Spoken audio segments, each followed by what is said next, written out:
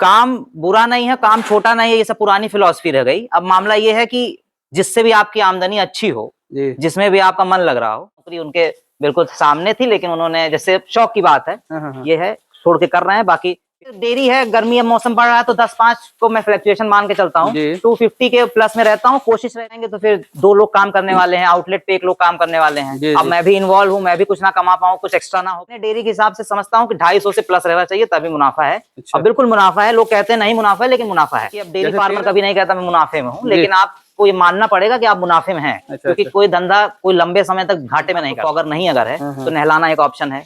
अगर किसी का शेड नीचे है या फिर समझ लीजिए या पक्का नहीं पैदा करने में, अब मैं बहुत ज्यादा टेक्निकल बात तो नहीं कर पाऊंगा, लेकिन मेरा अपना मानना है कि 1 लीटर में 35 रुपए से ज्यादा खर्चा नहीं आता। कितना भी आप दिन भर में 10 से 11 हजार रुपए का फीड में, मिनरल में, गायों को समझ लीजिए 13 लाख रुपए खर्च करके सेंट्रल गवर्नमेंट कॉलेज से जब मैं पढ़ाई किया हूँ, उसके बाद मुझे 6 लाख 6.5 लाख रुपए का सीटीसी मिल रहा है। अच्छा, और वो भी दोस्तों मैं प्रिंस और आप देख रहे हैं नई कृषि दर्पण यूट्यूब चैनल। तो दोस्तों आज मैं हूँ उत्तर प्रदेश के बस्ती जिले में, और आप हमारे पीछे देख पा रहे होंगे 30 से 32 पशुओं का डेयरी फार्म है, लेकिन इसको संचालित करने वाले एक युवा है जो कि आज वो एक अच्छी सैलरी को नेग्लेक्ट करके, टुकरा करके, छोड़ करके आज इस डेयरी फार्म में 4 साल से लगे हुए हैं, और उनके पास जो डिग्री है वो पीजी की है और काफी अनुभव है।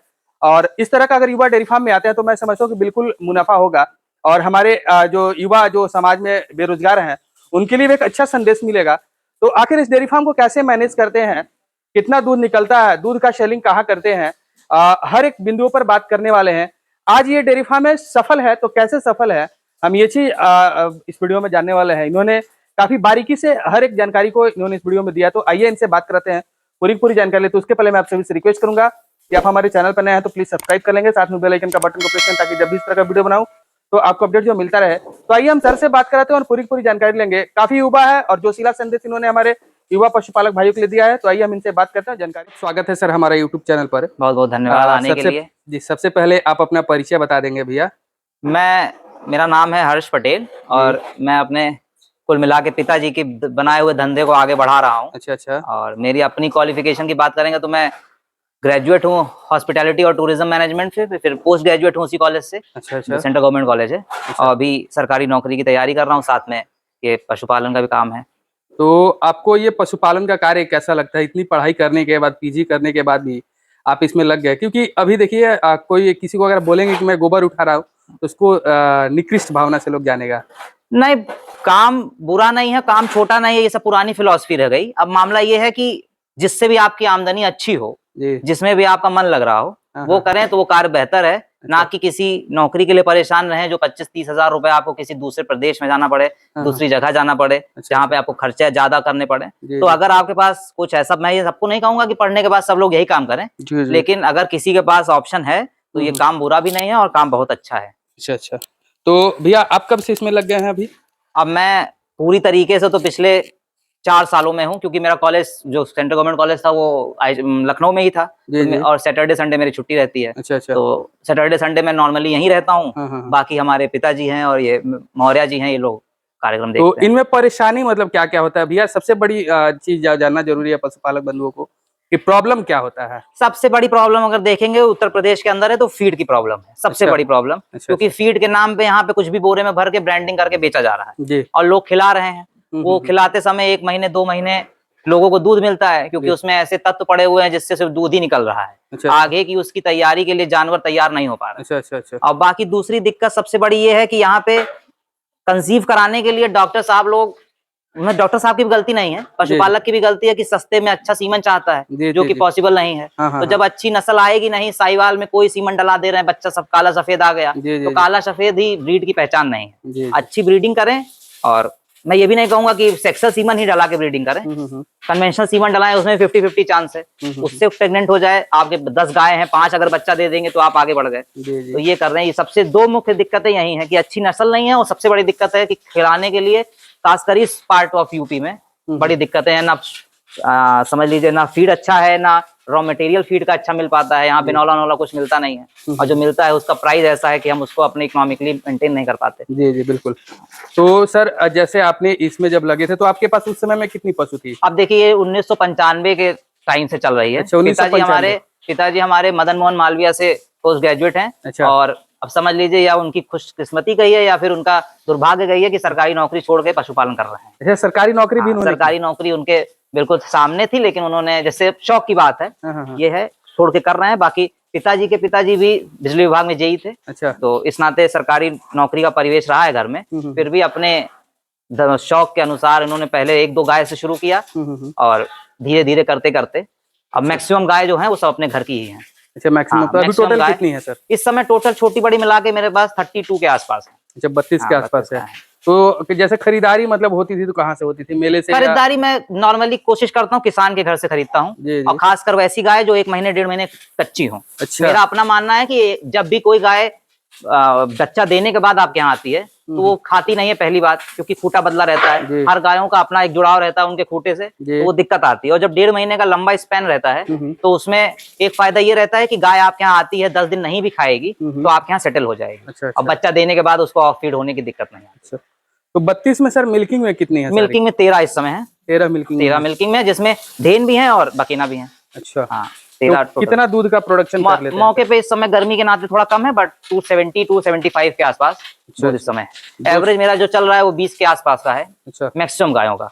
तो सर जैसे 275 जो लीटर है, क्या वो कंसिस्टेंसी रहता है या? कंसिस्टेंसी देखिए, डेरी है, गर्मी अब मौसम बढ़ रहा है तो 10-5 को मैं फ्लक्चुएशन मान के चलता हूँ। 250 के प्लस में रहता हूँ। कोशिश रहती है कि कम ना हो, क्योंकि जिस दिन कम होना शुरू हो उसी दिन नुकसान होना शुरू होगा। अच्छा। तो टाइम दीजिए, मेंटेन रहे दूध, कोशिश करेंगे तो मेंटेन रहेगा दूध। तो ये जो आपने बताया सर कि 225 से अगर नीचे जाएंगे तो नुकसान, तो ऐसा क्यों? नुकसान इसलिए क्योंकि फीड आप महंगी खिला रहे हैं, टाइम आप दे रहे हैं। अब समझ लीजिए इस समय मौके पे 1 बज रहा है, अभी 1 घंटे और लगेगा, 1.5 घंटे और लगेगा। अपना आप टाइम दे रहे हैं, अपना समय खराब कर रहे हैं। उसके बाद अगर गाय परफॉर्म नहीं करेंगी तो आपका फाइनेंशियली हो सकता है नुकसान ना हो रहा हो, लेकिन फिजिकली नुकसान हो रहा है। आप मेहनत करने के बाद भी दूध नहीं प्रोड्यूस कर पा रहे हैं। अच्छा, ये बात है। तो 275 लीटर दूध? हाँ, 275, 10-15 प्लस माइनस। हाँ, वो तो चलता रहेगा। मान के ये हमेशा मतलब मेंटेन रखना पड़ता है। बिल्कुल मेंटेन करना पड़ता है। इतने से कम जाएंगे तो फिर 2 लोग काम करने वाले हैं, आउटलेट पे 1 लोग काम करने वाले हैं। अब मैं भी इन्वॉल्व हूँ, मैं भी कुछ ना कमा पाऊँ, कुछ एक्स्ट्रा ना हो पाए तो भी दिक्कत का विषय है। तो जब आने के बाद आप समझ के चलिए कि इतने दूध 30 गायों में जब 14-15 दूध दे रही हूँ तो 200-250 से ऊपर हमेशा रहना चाहिए। और अगर कम हो रहा है तो उसके लिए कोई व्यवस्था बनाइए, कोई गाय लाइए, क्योंकि अगर आप बकेना के भरोसे या फिर वो प्रेग्नेंट होकर अगली बार बच्चा देगी इस पे चलेंगे तो आपका जो समझ लीजिए, जैसे इंडियन का उसमें कहा जाता है इकोनॉमी में पर कैपिटा इनकम घटने लगती है, वैसे हर गाय पे खर्चा बढ़ने लगता है। अच्छा। हाँ, 2 गाय अच्छा भी देके क्या करेंगे जब 4 गाय उसका मुनाफे को खाएंगी। अच्छा। तो ये काम थोड़ा सा, तो मतलब हमेशा जो है कितने लीटर दूध देने वाली? मैं अपने डेयरी के हिसाब से समझता हूँ कि 250 से प्लस रहना चाहिए तभी मुनाफा है। अच्छा। बिल्कुल मुनाफा है। लोग कहते हैं नहीं मुनाफा है, लेकिन मुनाफा है। जैसे 13 मिल्किंग में 250 आप 14 मिल्किंग में 250 निकाल रहे हैं, तो क्या ये 14 जो हमेशा बरकरार रखते हैं? नहीं, तो ये आपको मेंटेन करके चलना है कि 14 में जैसे जैसे गाय बंद करने वाली है, आपके पास अगली लॉट ब्याने वाली है। अब समझ लीजिए मेरे पास इस महीने के लास्ट और अगले महीने के बीच में लगभग 4 गाय ब्याने वाली। अच्छा। अब बंद करने में 3 गाय हैं जो 7 महीने के आसपास प्रेग्नेंट होने वाली, खत्म होने वाली। बिल्कुल। तो वो आप समझ लीजिए जितना मैं इधर माइनस करूंगा, बंद करूंगा, उससे ज्यादा सरप्लस हो जाएगा। अच्छा। अगर कंडीशन ऐसी आती है जैसे कच्चा धंधा है, गाय कच्ची है, मान लीजिए किसी में मिसकंसेप्शन हो गया, पहले बच्चा दे दिया, तो उतना आपको 50-55 हजार अपना बैलेंस बना के चलना पड़ेगा कि उस नुकसान को तुरंत बियर करने के लिए 1 गाय लेके आइए। अच्छा। मेंटेन करिए। और हमेशा 1 गाय के 2 गाय की आप जगह बना के रखिए डेयरी में। ओवर क्राउडिंग में भी आपकी अच्छी से अच्छी गाय वो दूध नहीं देगी। अच्छा। तो जैसे 1 गाय का दाम आप कितने दिनों में निकाल लेंगे दूध बेच के? अब 1 गाय का दाम आप समझ लीजिए, मेरी कोशिश रहती है कि 20 के अंडर की गाय ना हो। अब 20 यहाँ के रेट के हिसाब से 50 रुपए लीटर, 55 रुपए लीटर है, तो 1000 का रोज दूध जा रहा है। अब मेरे समझ से 400 रुपए का खर्चा है 1 गाय के पीछे, और जो दवा का है उसको ना मान के चलिए, अभी जब हो जाएगी तो वो तो बात की बात है।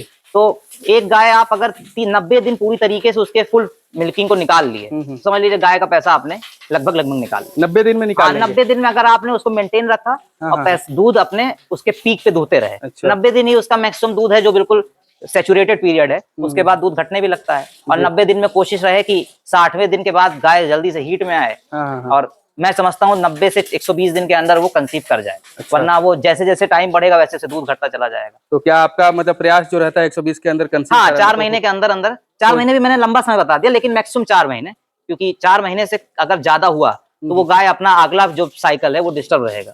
तो आप करा लेते हैं? बिल्कुल करा लेता हूँ। उसमें थोड़ा सा आपको मेहनत करनी पड़ेगी। जैसे कुछ गाय साइलेंट हीट में आती हैं, बड़ी डेयरियों में यही दिक्कत है कि साइलेंट हीट की गाय को लोग डायग्नोज नहीं कर पाते। वो गाय आ रही है हीट में लगातार 3 बार 4 बार, और गायों में ये भी है कि जब लगातार हीट में आने लगती है तो दूध भी टूटता है। तो इसलिए अगर आपकी गाय कंसीव नहीं होगी तो दूध भी तोड़ेगी। अच्छा। इसे देखिए अक्सर गाय जब कंसीव हो जाती है दूध बढ़ाने लगती है। तो ये है कि गाय कंसीव हो जाए, टाइमली कंसीव हो जाए, आपका दूध मेंटेन रहे, वरना 90 से 120 दिन के बाद धीरे धीरे गिरना शुरू हो जाएगा। अच्छा, ये है। तो ये आपका मतलब सक्सेस का मंत्र है, सफल होने का मंत्र हाँ, है। सफल हूँ मैं अपने आप को। देखिए अब डेयरी फार्मर कभी नहीं कहता मैं मुनाफे में हूँ, लेकिन आपको ये मानना पड़ेगा कि आप मुनाफे में हैं। क्योंकि कोई धंधा कोई लंबे समय तक घाटे में नहीं करता। कोई भी कंपनी हो, कोई भी डेयरी हो, अगर घाटे में होगी तो वो 1 साल 2 साल 3 साल में बंद करनी पड़ेगी। और बाकी आप किसी भी धंधे को देखिए, कोई खुश नहीं रहेगा। और आपको इसमें भी थोड़ा पॉजिटिव होकर चलना पड़ेगा कि नुकसान नहीं होता है। ये है कि आपको टाइम देना पड़ेगा। कितना दिन का टाइम धैर्य रखना पड़ेगा सर? देखिए गाय के पीछे आपको थोड़ा सा जैसे समय के हिसाब से है। अब इस समय गाय जो प्रेग्नेंट है, उन गायों को ध्यान ये रखना है कि जो पीक गर्मी का टाइम है 1 बजे 12 से 3 बजे का जो पीरियड जब बिल्कुल टेम्परेचर बढ़ा रहता है, कोशिश करिए नहलाए रहें। भाई सबके पास पंखा फॉगर नहीं अगर है तो नहलाना एक ऑप्शन है। अगर किसी का शेड नीचे है या फिर समझ लीजिए या पक्का नहीं है, गर्म हो रहा है। अब ये सब मैं इसलिए बता रहा हूँ क्योंकि मैं इस चीज को झेल रहा हूँ। मैं अपना टाइम इसमें स्पेंड कर रहा हूँ क्योंकि नहलाना पड़ रहा है। शेड ऊंचा होता है, इसके नीचे छान पड़ा होता है, ठंडा रहता। लेकिन ये है कि आप जो नए लोग शुरू करें वो ये सब ध्यान रखें कि शेड वेड अच्छा बने।